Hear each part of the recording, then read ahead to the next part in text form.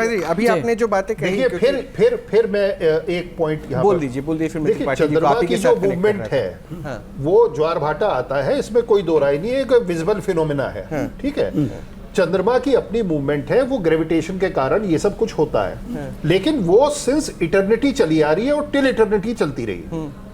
ग्रहण जो है बीच में 1 घंटे का, 2 घंटे का, 3 घंटे का फिनोमेना है, तो उसको जो सदियों से चला आ रहा है, सदियों तक चलता रहेगा, उस फिनोमेना को आप एक 3 घंटे के फिनोमेना से जब कंपेयर करेंगे तो आपके जजमेंट गलत होंगे।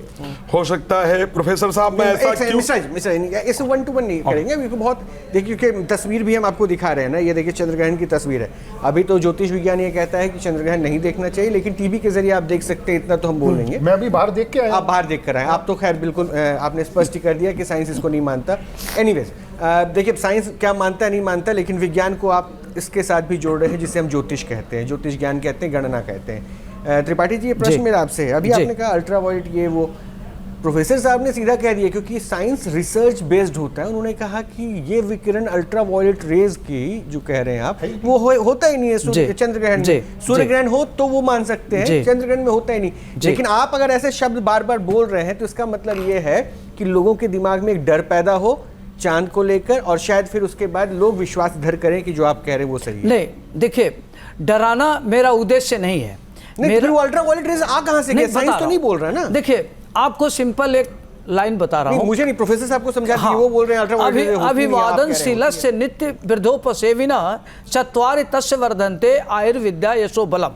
आप अपने से बड़े को अगर चरण रज लेते हैं तो सीधे इसे आशीर्वाद देता है, दिखता तो नहीं है, उसमें अल्ट्रावायलेट रेज होती है। उस अल्ट्रावायलेट रेज से वह व्यक्ति, उसको आशीर्वाद मिलता है और आगे बढ़ता है, पुष्पित पल्वित होता है। चंद्रमा अगर चंद्रग्रहण लगता है तो उससे अल्ट्रावायलेट निकलती है। ये मेरा डराना उद्देश्य नहीं है, उसका बहुत ही गलत असर पड़ता है। जैसे मान लीजिए किसी का चंद्रमा कमजोर है, किसी का चंद्रमा नीच का है और किसी का चंद्रमा शत्रु भाव में है, तो इस ग्रहण काल में उस व्यक्ति का हार्ट अटैक हो सकता है, व्यक्ति को बीमारी हो सकती है, व्यक्ति डिप्रेशन में जा सकता है। आपने देखा होगा कि व्यक्ति अवसाद से ग्रसित है, सब कुछ है, लेकिन उन्हें निर्णय नहीं ले पा रहा है, क्योंकि चंद्रमा मन का कारक है। जब आपके शरीर में, अभी आपने बताया कि 75% पानी है, तो जब चंद्र ग्रहण लगेगा तो हमारा शरीर तो निश्चित रूप से प्रभावित होगा। तो किससे प्रभावित होगा? अल्ट्रावायलेट रेज तो है जो अदृश्य किरण, उसी से तो प्रभावित होगा। अल्ट्रावायलेट रेज की डेफिनेशन ये नहीं होती है, मतलब जितना मैं नहीं, अल्ट्रावायलेट रेज होता है जिसको आप देख नहीं पाते, जिसको जो अनविजिबल होता है। क्या ये सही कह रहे हैं प्रोफेसर जी? नहीं, चंद्रमा चंद्र ग्रहण के अंदर अल्ट्रावायलेट रेज का किसी प्रकार का कोई एक सेकंड जरा और बता दें। देखिए चंद्रमा का अपना कोई प्रकाश नहीं होता, वो सूर्य के प्रकाश से प्रकाशित होता है। तो सूर्य का प्रकाश पड़ ही नहीं रहा। जब सूर्य का प्रकाश नहीं पड़ रहा है तो उसकी एनर्जी तो अपने आप कमजोर हो गई, उसकी एनर्जी तो अपने आप कमजोर हो गई। तो ग्रहण काल में चंद्रमा की एनर्जी एकदम खत्म हो गई, तो उसका प्रभाव मनुष्य पर पड़ता है। अल्ट्रावायलेट रेज कहां से आई, वो सवाल है उनका। तो बता तो दिए अल्ट्रावायलेट रेज। नहीं, वो कह रहे हैं कि सूर्य की रोशनी तो पड़ नहीं रही है, जब वो सूर्य से प्रकाशित हो रहा है तो एनर्जी उसकी डाउन हो गई। चंद्रमा से तो आ रहा है ना, वो तो आ ही रहा है, चंद्रमा से तो आ ही रहा है। इस पे भी मुझे लगता है कोई रिसर्च बेस नहीं है, इसलिए शायद साइंस इसको कंडेम कर रहा है। नहीं, देखिए साइंस अगर कोई चीज नहीं मानता इसका मतलब कोई चीज ही नहीं है। ठीक है, साइंस को रिसर्च करने की जरूरत है, साइंस को रिसर्च करने की जरूरत है। जिस शब्द का प्रयोग कर रहे हैं वो भी तो साइंस से आप नहीं, देखिए एक सेकंड मिश्रा जी, एस्ट्रोनॉमी और एस्ट्रोलॉजी में बहुत माइनर अंतर है।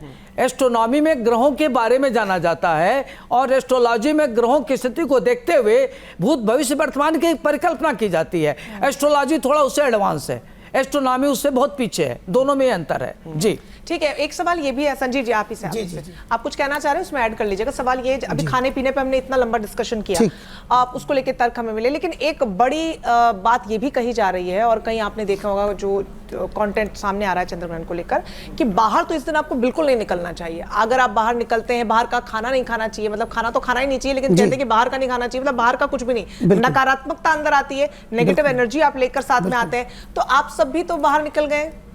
तो अब घर में आप नकारात्मकता लेकर जा रहे हैं आप भी? नहीं निकले हैं, पर हम लोग सावधान होकर के निकले हैं, बहुत सारी गतिविधियों को साथ लेके गए। हमारे यहाँ तो ये लिखा है शास्त्रों में, ये जो 3 घंटे का जो ग्रहण है इसमें तो लघु शंका दीर्घ शंका तक नहीं जाना चाहिए, बहुत अपराध लगता है।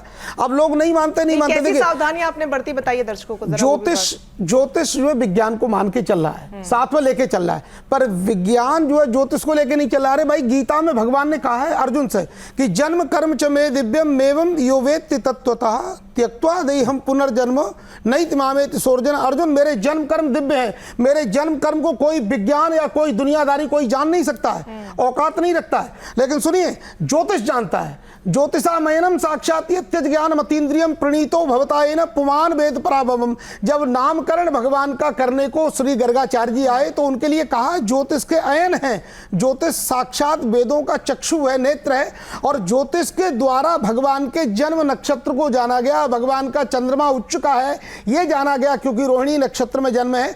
तो ज्योतिष सब कुछ जानता है, और ज्योतिष 200 साल 500 साल पहले क्या हुआ, क्या हो रहा है, आगे क्या होगा, ये ज्योतिष बताता है। चंद्रमा कै बजे निकलेगा, क्या होगा क्या नहीं होगा, ये सारा कुछ बताया जाता है। तो जो सनातन धर्म की पद्धति है जो सर्वोच्च है और वही निर्धारित करता है कि आज क्या होगा। लेकिन अब वही है, कुछ तबके के लोगों ने हमारा द्वितीया का चंद्रमा हमेशा निकलता है, लेकिन अब कुछ तबके के लोगों ने कह दिया हमारा तो ये चांद निकला है। तो भैया ये तो हमारा हर महीने निकलता है, आपका चांद अगर निकलता है अलग से निकाल के दिखाइए, क्या दिक्कत है हमको। संजीव जी आपने सावधानियां नहीं बताई है, लेकिन वो मैं जरूर आपसे पूछूंगी। मैं यही कहूंगा छोटे से ब्रेक का वक्त हो चला, छोटे बिल्कुल आपने डिस्कशन जारी रहेगा, और सावधानियां बहुत ज्यादा जरूरी है कि आप क्या ऐसे खास प्रिकॉशन लेके निकले हैं जो लोग निकल रहे हैं वो भी ध्यान रखें। जहां भक्ति है हर शब्द में, कथाओं में छिपे हैं दिव्य रहस्य, और ज्योतिष देता है जीवन को दिशा। धर्म से जुड़ी हर बातों को जानने के लिए हमारे चैनल स्तुति को सब्सक्राइब करें।